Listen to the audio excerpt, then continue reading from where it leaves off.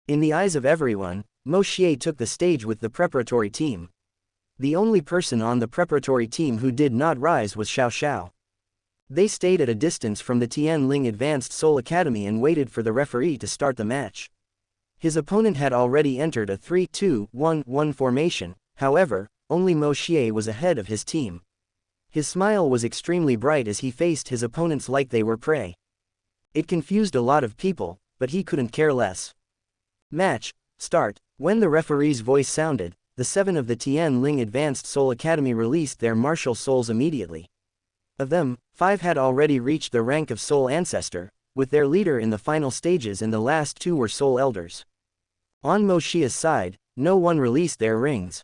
Moshier walked slowly forward as he unsheathed his sword. What is he doing? That was the question everyone had in their minds.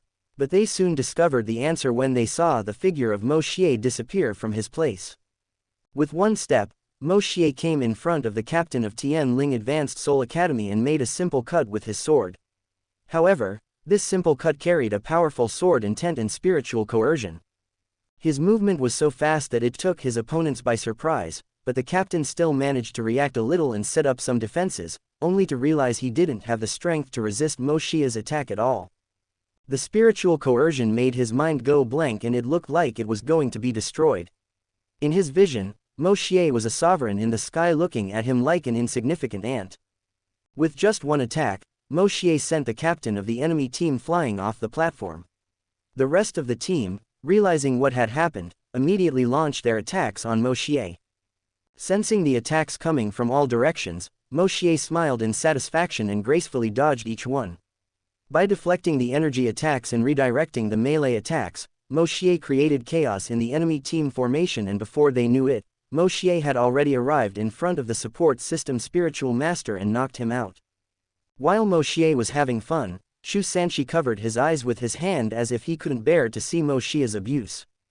Moshier seems to be having fun, Bei said with a strange smile. He's just abusing the other party. Xianxia snapped. He's taking all the glory for him. Wang Dong huffed a little annoyed. While his teammates chatted about trivial things, Moshier decided to end the fight. He realized that fighting people of the same rank as him was not very satisfying as he thought, so he made his sword intent roar, causing the last 3 remaining people on the opposing team to panic. With a speed boost, he slashed the air 3 times, creating 3 sword intent blades that flew toward his opponents. Just feeling the spiritual coercion in the attack made them completely lose hope until the referee intervened and saved them. This intervention also marked their defeats. Moshier did not wait for the referee's announcement and simply walked down from the platform with his team.